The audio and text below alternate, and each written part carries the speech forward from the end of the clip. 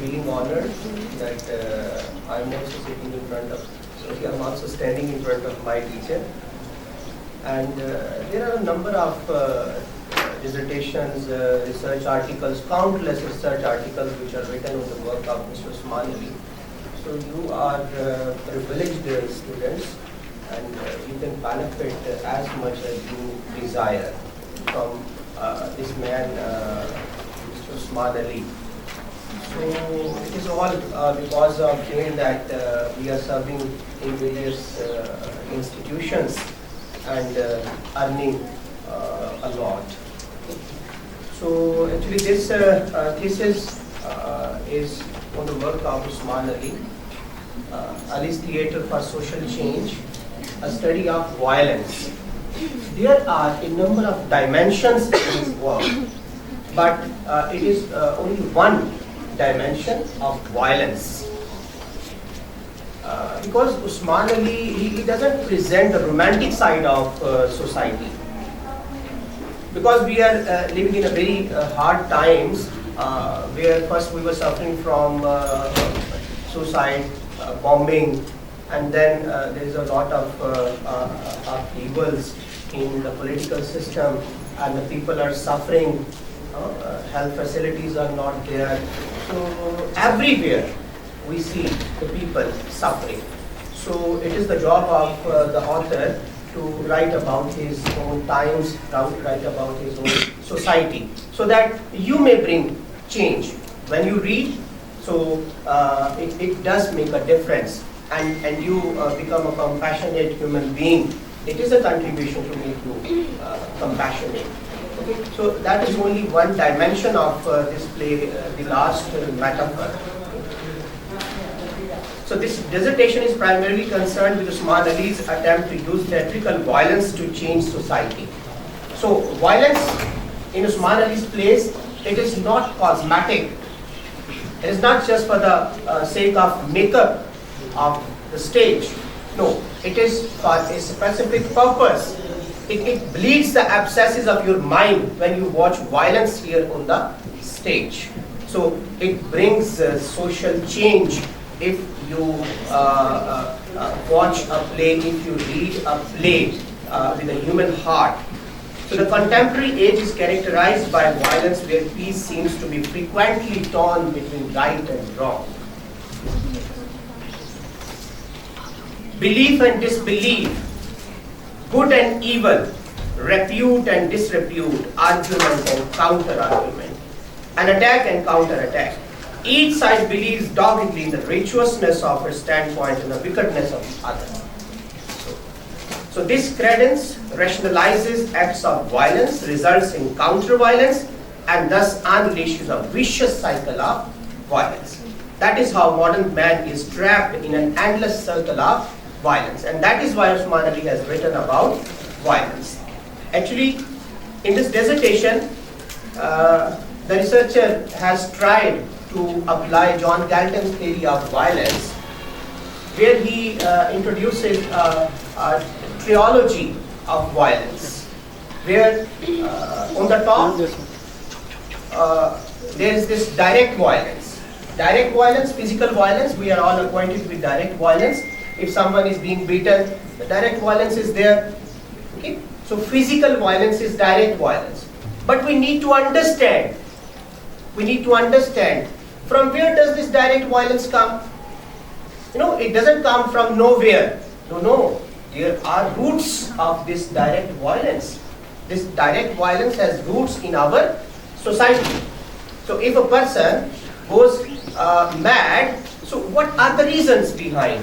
So actually that framework is applied on Usman Ali's plays, and there are these hidden forms of violence. The writer wants to communicate that we should pay attention to the roots of violence. Let me give you one example from your life. For example, your father at home, if he is feeling angry, your father is feeling angry, and you become very agitated. While father is always angry, you need to understand what are the reasons behind. Okay? So what are the roots behind this behavior? So that is actually the attempt which is being made here in this dissertation. Usman Ali, the playwright and director, laid the foundation of Ali's theatre in 2014 at University of Sargodha Mandi Bahauddin campus, Mandi Bahauddin, Punjab, Pakistan. It is the time when the Pakistani theatre thrives on the use of banter, slapstick, and obscene dance by female dancers.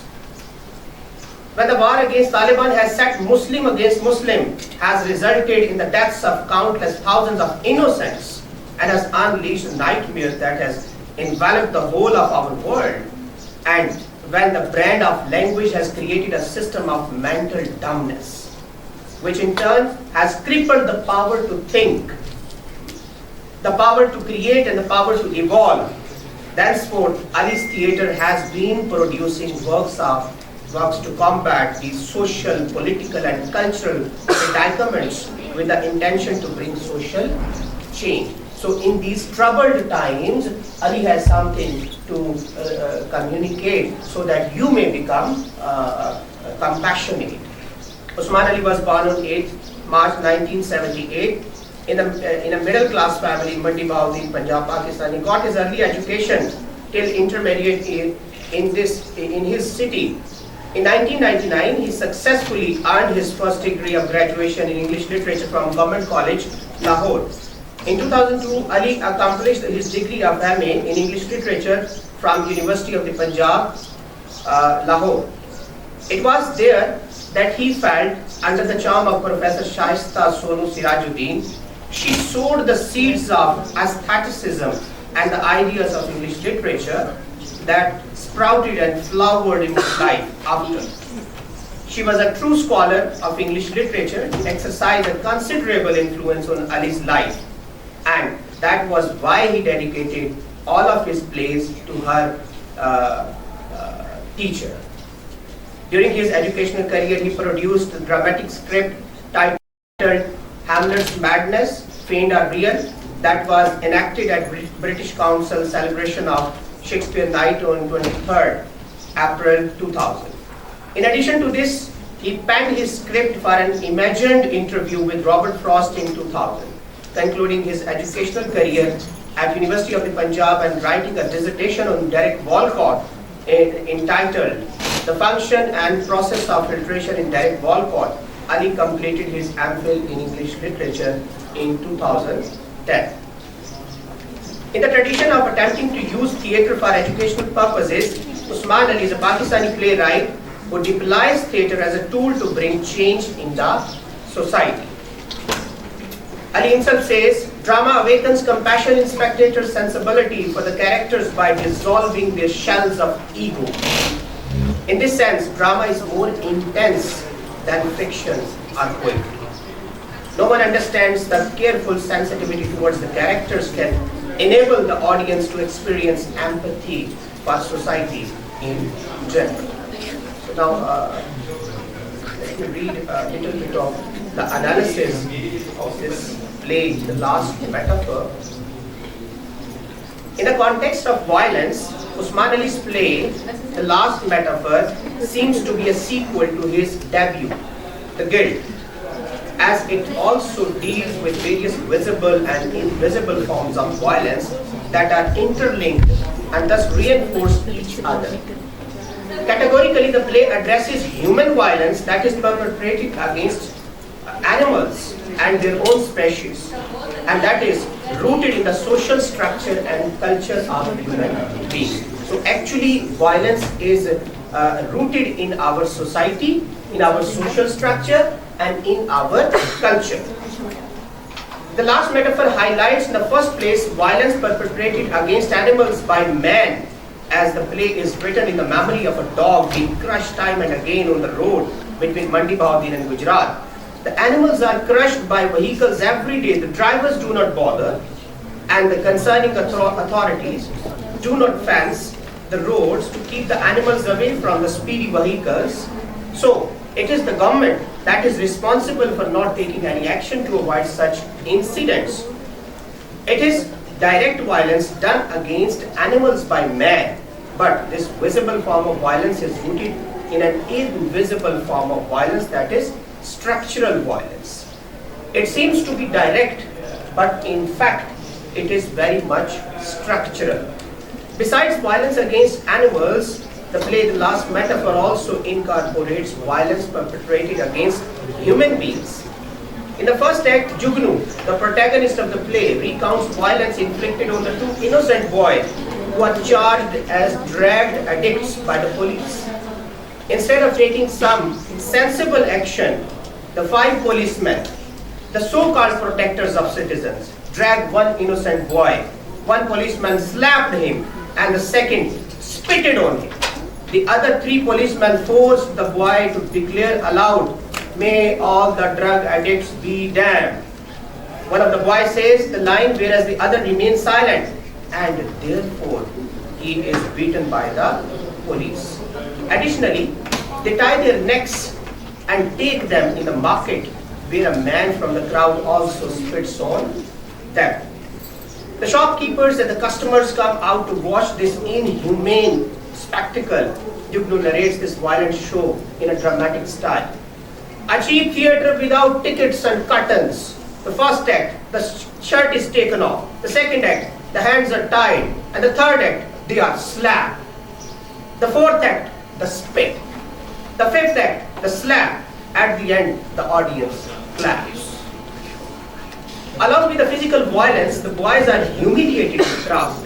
The job of the police is to keep the individual safe from injury and harm. Contrary to their duty, the 5 policemen inflict physical and psychological violence to the innocent boys. Moreover, this visual violence is subtly rooted in the social system. In the first place, if the boys are innocent, as said by Jugnu, it is utterly tyrannical and cruel on the part of police to treat the boys inhumanly in the market. In the second place, if it is supposed that the boys are drug addicts, the police, according to the law, is not authorized to torture and humiliate them. It is the duty of court to decide in the light of evidence whether they are blameworthy or not. So, the state has law but not justice. That's very important, that we in our society have law but not justice. And that is the idea also advanced by Edward Bond and Usman Ali. There is no proper system for the accountability of law and enforcement agencies. Hence, they exploit law and authority whenever and wherever they want. Thus, the 2 innocent boys are victims of direct violence, which is underpinned by structural violence. So, in addition to this, Jugnu, in the very opening of the second act, reports another incident of communal violence, in which 2 brothers were killed by the people carelessly. After the robbery and murder of a doctor, Jugnu was on the run, and police was after him. When he was trying to avoid being captured by the police, he came across a murderous show. He hid himself behind a bush and began to watch. 2 innocent brothers were declared terrorists and were being beaten to death by the group of furious people. Jugnu describes his distressing sight in these words. The people held the 2 brothers and threw them down. The hands of both were tied. A lizard pointed that a tall man had a chain of iron. A group of 10 to 15 people bounced upon him. Audience also stood around watching the show. A leaf trembled. The nature trembles, but the human beings, they don't tremble. A leaf trembled. The roots coiled within the bush as blood dropped on the earth. The brothers were dead within 10 minutes. 5 minutes later, a crow noticed that the boys were being beaten. They were dead, but again they were being beaten. They were innocent, but were declared terrorists. The bodies were dragged on the untarred road. Asphalt stuck to them. 2 beat them and the rest watched. The policeman arrived, and the policeman came down and stood silently. It was in fear. I watched the boys being beaten to death. They were there, a van of elite force. They stood in the crowd, but they did nothing. Unquote. So the two guiltless brothers are lynched ruthlessly. They are beaten to death with the sticks. And this incident in the play, it doesn't come from nowhere. No. It is rooted in our society. There was an incident. So this violent killing of two innocent brothers refers to the lynching of Hafiz Mughis Butt and Hafiz Munib Butt from our society. On 5th August 2015 in Sialkot, Punjab, Pakistan. That was incident in Sialkot. In the context of Sialkot lynching of two innocent brothers, Momina Wahab says, two brothers, both of them reported to be Hafiz-e-Quran, were publicly beaten to death in Sialkot. You need to understand why our society is suffering. Remember Oedipus Rex? The murderer goes on unpunished. So here the murderers, they are going on unpunished. That's why our society is suffering. That's the curse on our society. So two brothers, Hafiz-e-Quran, they were killed in Sialkot. Two brothers, both of them reported to be Hafiz-e-Quran, were publicly beaten to death in Sialkot in the presence of no less than 10 police officers. The police was there, but they didn't stay. The rest of the crowd just stood by and watched the audience. In addition, this real incident is parallel to the scene reported in the play, as in both the cases the boys were beaten even after their death. Condemning the real lynching, Jawad Muzaffar says, I can't stop wondering how no one felt pity on the young boys who were even being beaten up after they had lost their lives. So this is evidence of sheer inhumanity, rather the height of it. So according to Imran Chaudhry, Anti-Terrorism Court, in response to the brutal killings of two brothers, sentenced 7 culprits to death, 6 to life in prison, and district police officer along with 9 police constables to jail for 3 years. It means the lynching of two brothers was reinforced by the police. And institution of law and enforcement agents. In this way, direct and visible violence in Pakistani society is strengthened by structural violence which is rooted in our social structure. Actually, there is a lot to read, and I do not know the time. So, just I want to say that these, Banka and Jugnu, if you have read their characters with some sensitivity, you understand they are robbers, but in actual they never wanted to be robbers. Jugnu's mother calls him the light giver. Jugnu is the light giver. Jugnu the light. But Jugnu has become a robber. Jugnu has become a murderer. So that is what is happening in our society. A number of Jugnus, they are becoming robbers, they are becoming criminals. Why? We deal with this direct face of violence. That Jugnu is murdering someone, Jugnu is involved in a robbery. But what has made Jugnu a robber? What has made Jugnu a criminal, a murderer? We need to understand. So in that way, we can bring social change, positive change. In that way, we can bring peace in society. Otherwise, if we keep on dealing with the direct violence, then that wouldn't bring any change. So I request all of you to read the plays from this angle, that we need to understand the hidden forms of violence.